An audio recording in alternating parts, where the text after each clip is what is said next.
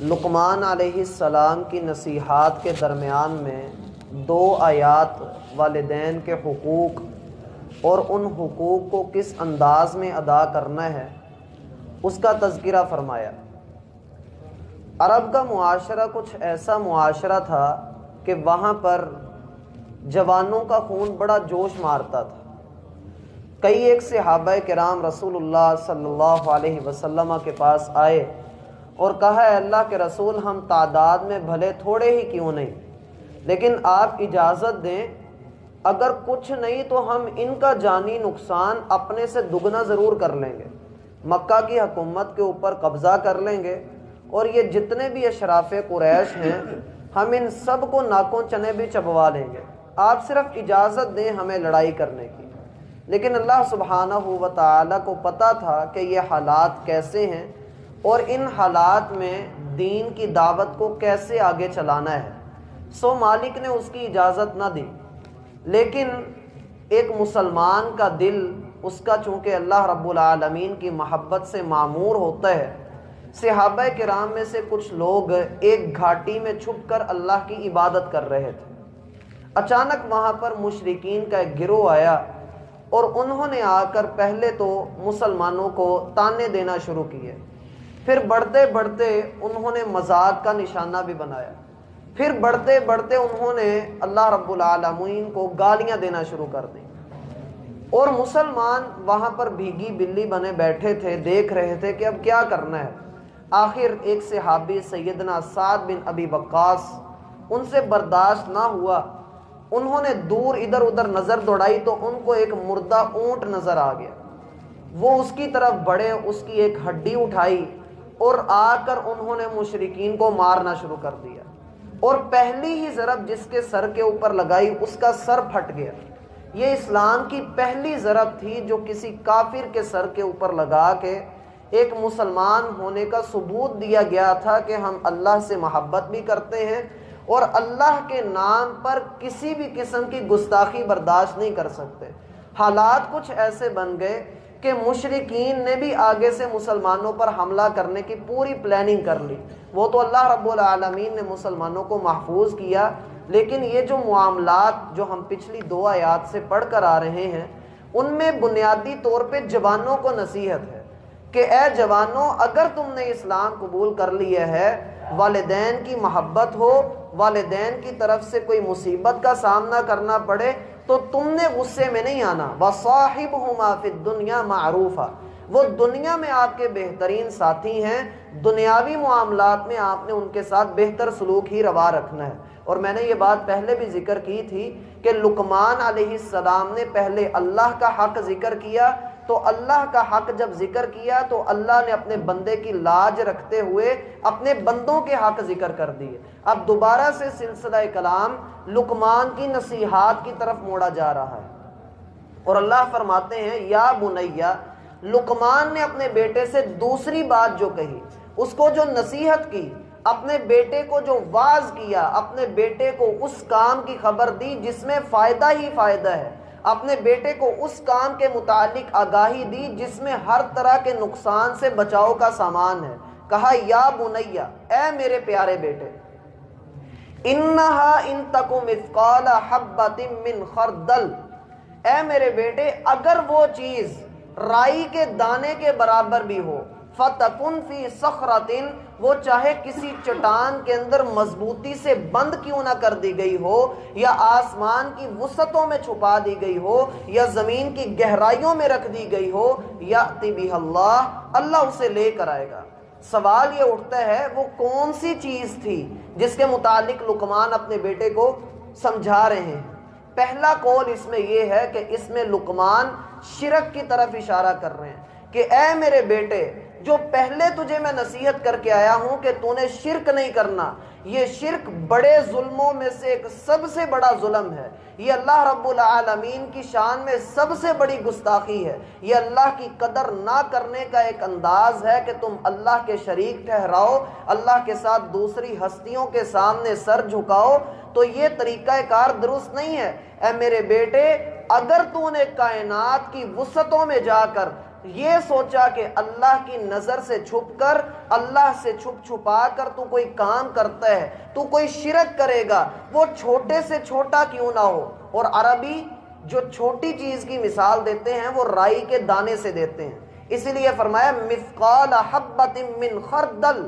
اگر وہ رائی کے دانے کے برابر بھی ہو، اپنے وزن کے اعتبار سے ہو، اپنی حیت کے اعتبار سے ہو اور اپنی تعداد کے اعتبار سے ہو، وہ ایک رائی کے دانے کے وزن کے برابر ہو یا اس کے جتنی ہو یا اس کے جیسی ہو، فَتَكُنْ فِي صَخْرَةٍ، تو نے کتنے مرضی پردوں میں چھپ کر وہ کام کیا ہو، کسی چٹان کے اندر چھپ کر تم نے وہ کام کیا ہو، کسی چٹان میں چھپ کر تم نے اللہ کا کسی کو شریک ٹھہرایا ہوا ہو، تم نے ذرے کے برابر بھی شرک کیا ہو، فَتَكُنْ فِي صَخْرَةٍ، تم اپنے تئیں یہ سمجھو کہ یہ چھپ گیا ہے، یہ میرے سوا کسی کو معلوم نہیں، اَوْ فِي السَّمَاوَاتِ، یا تم یہ کہو کہ میں آسمان کی وسعتوں کے اوپر چڑھ کے زمین والوں سے چھپ چھپا کر، ہر کسی سے چھپ کر میں نے وہ کام کیا ہے، او فی الارض، یا تم زمین کی گہرائیوں میں اتر کو وہ شرک کرتے ہو، یأتی بہ اللہ، اللہ اسے بھی تیرے سامنے لا کر رکھ دے گا۔ اللہ سے کوئی چیز چھپی نہیں۔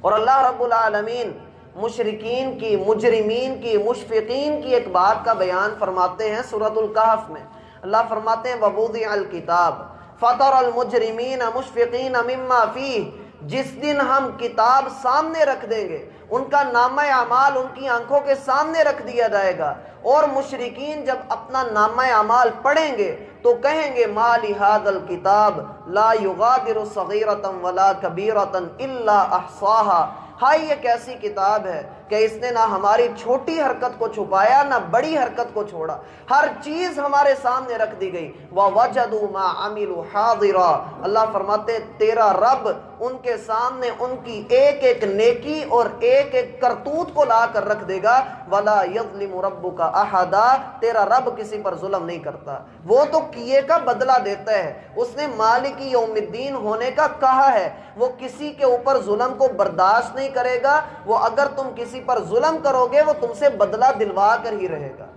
یا بنیا انہا ان تک مثقال حبۃ من خردل، تم چاہے اس کو چھوٹی سے چھوٹی چیز ہی کیوں نہ سمجھو۔ پہلا قول اس میں نے ذکر کیا کہ شرک ہے، کہ شرک کی طرف اشارہ کر کے کہا کہ اے میرے بیٹے تو جہاں مرضی جا کر شرک کر لے، تو جیسے مرضی اللہ سبحانہ و تعالی کے ساتھ دوسروں کو شریک ٹھہرا لے۔ یہاں سے ہم مثال لے سکتے ہیں جو رسول اللہ صلی اللہ علیہ وسلم کی طرف منسوب کی جاتی ہے، لیکن وہ روایت سیدنا سلمان کا قول ہے، اللہ کے رسول کی بات نہیں ہے بڑی مشہور اور سمجھنے کے لیے بڑی اہم ہے، توحید کے بعد میں اس کا ایک اہم مقام ہے۔ سلمان رضی اللہ عنہ بیان کرتے ہیں کہ تم میں سے پہلے لوگوں میں سے دو آدمی سفر پر جا رہے تھے، حتیٰ کہ وہ قبیلے کے پاس پہنچے، قبیلے والوں نے ان کا راستہ روکا اور ان کو کہنے لگے کہ اے دو آدمیوں،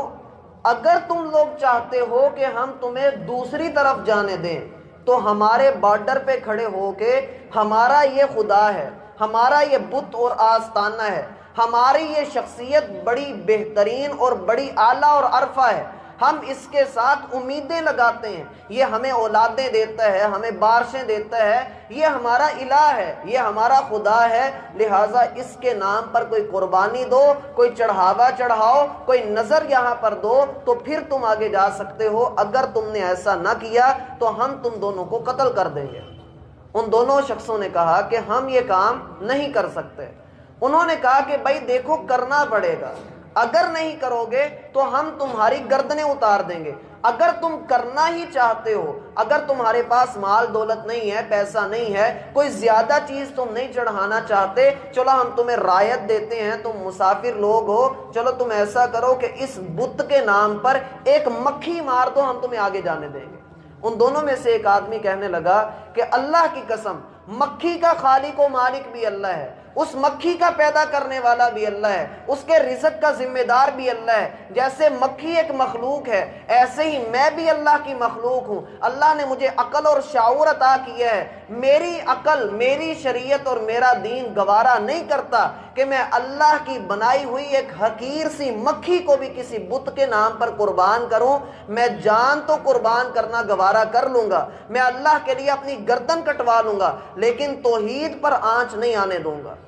انہوں نے کہا کہ تو نہیں مانتا؟ کہنے لگا جو مرضی کر لو، میں یہ کام ہرگز نہیں کرنے لگا۔ اور دوسرا شخص، اس نے کہا ایک مکھی ہی تو ہے۔ پھر کیا ہوا؟ اس نے ادھر بیٹھے بیٹھے ایک مکھی بت کے نام پر قربان کر دی۔ سیدنا سلمان فرماتے ہیں کہ توحید یہ ہے کہ کل قیامت کے دن اس ایک مکھی کی وجہ سے وہ بندہ جس نے اپنی گردن کٹوا لی وہ جنت میں جائے گا، اور جس نے مکھی مار دی وہ جہنم کا ایندھن بنے گا۔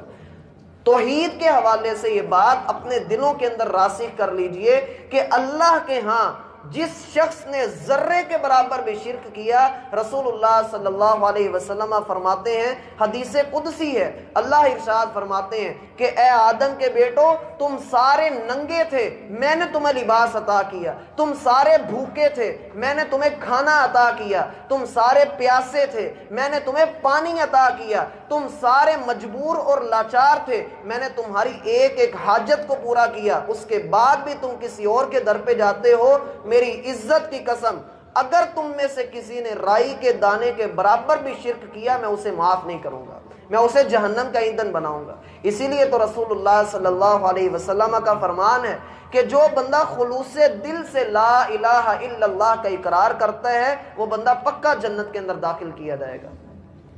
پھر یہاں پر جو دوسرا قول ملتا ہے وہ نیکی اور بدی کے حوالے سے ہے۔ آپ لاکھ پردوں میں چھپ کر کوئی برائی کریں، آپ لاکھ پردوں میں چھپ کر کوئی نیکی کریں، کل قیامت کے دن آپ کو اس کا بدلہ مل کر ہی رہنا ہے۔ کیوں؟ وَنَضَعُ الْمَوَازِينَ الْقِسْطَ لِيَوْمِ الْقِيَامَةِ فَلَا تُظْلَمُ نَفْسٌ شَيْئًا۔ اللہ فرماتے ہیں کل قیامت کے دن ایک میزان رکھا جائے گا جس میں لوگوں کے اعمال کو تولا جائے گا، اور کسی بھی چیز کو ہم چھوڑیں گے نہیں۔ وَالسَّمَاءَ رَفَعَهَا وَوَضَعَ الْمِيزَانَ اللہ تَطْغَوْا فِي الْمِيزَانِ۔ اللہ سبحانہ و تعالی نے زمین اور آسمان کے درمیان وہ بڑا میزان رکھنا ہے، اور اس میں کسی کا حق نہیں کسی کو مارنے دینا، نہ اللہ نے خود کسی کا حق مارنا ہے۔ اللہ رب العالمین نے انصاف کرنا ہے۔ کیوں؟ اس لیے کہ ان اللہ یأمر بالعدل والاحسان، اللہ تمہیں عدل اور احسان کا حکم دیتا ہے، وہ خود سب سے بڑھ کر عادل ہے، وہ خود سب سے بڑھ کر احسان کرنے والا ہے۔ اسی لیے تو رسول اللہ صلی اللہ علیہ وسلم کا فرمان ہے ان اللہ عز وجل محسن،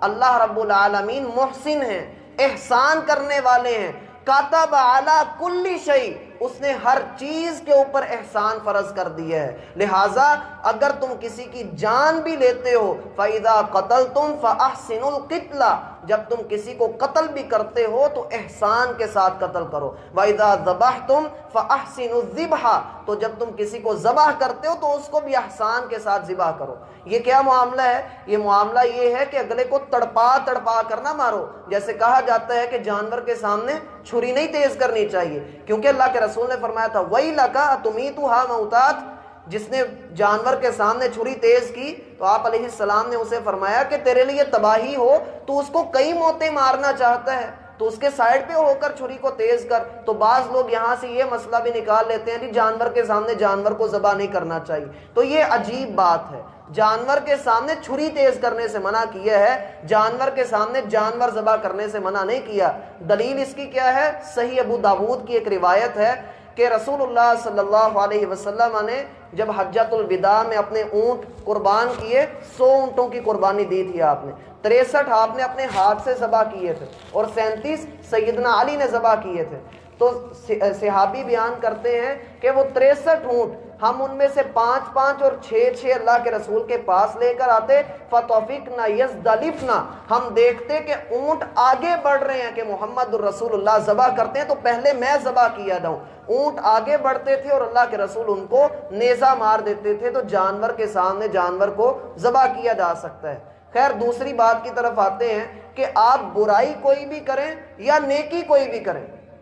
وہ کتنے ہی پردوں میں چھپ کر کیوں نہ کی گئی ہو، اللہ رب العالمین آپ کی اس نیکی کو ضائع نہیں ہونے دے گا۔ اللہ رب العالمین فرماتے ہیں ما کان اللہ لیضیع ایمانکم، اللہ تمہاری نیکیوں کو ضائع کرنے والا نہیں ہے، الا یہ کہ انسان خود اپنے ہاتھوں سے اپنی نیکیوں کو ضائع کر لے۔ اور وہ کیسے کرتا ہے؟ جب وہ شرک کی آمیزش لے آتا ہے، جب وہ اپنے عمل کے اندر ریاکاری لے آتا ہے، جب وہ خود نمائی لے آتا ہے، یا وہ سنت کے برخلاف عمل کرتا ہے، تو پھر اس کا عمل اللہ کے ہاں قابل قبول نہیں رہتا۔ پھر آخر پہ اللہ فرماتے ہیں ان اللہ لطیف خبیر، اللہ لطیف بھی ہے اور خبیر بھی ہے۔ لطیف دو معنوں میں ہے، ایک اس کا معنی یہ ہوتا ہے کہ اللہ باریک بین ہے۔ یہ آخری چیزیں ہیں جو اللہ نے بیان فرمائی ہیں کہ تم اگر نکلنا ہی چاہو تو اپنی حدوں میں اتنی دور تک تم جا سکتے ہو، یا زمین میں بہت نیچے تک جا سکتے ہو، یا آسمان میں بہت اوپر تک جا سکتے ہو، یا کسی ایسی چٹان کے اندر ایسی جگہ پر جا سکتے ہو جہاں کوئی چیز نہیں آتی، تم زیادہ سے زیادہ اس کے باہر تو نہیں جا سکتے۔